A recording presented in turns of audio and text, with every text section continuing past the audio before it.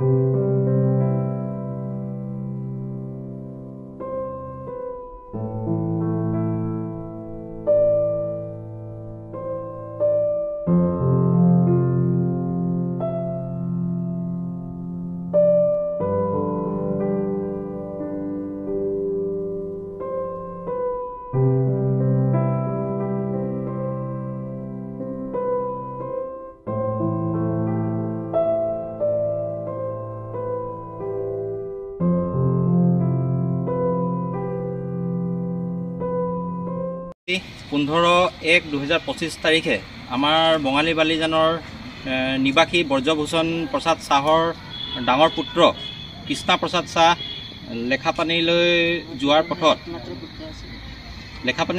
পথত পথ দুৰ্ঘটনা হয়, তাতে তেওঁৰ মৃত্যু ঘটে।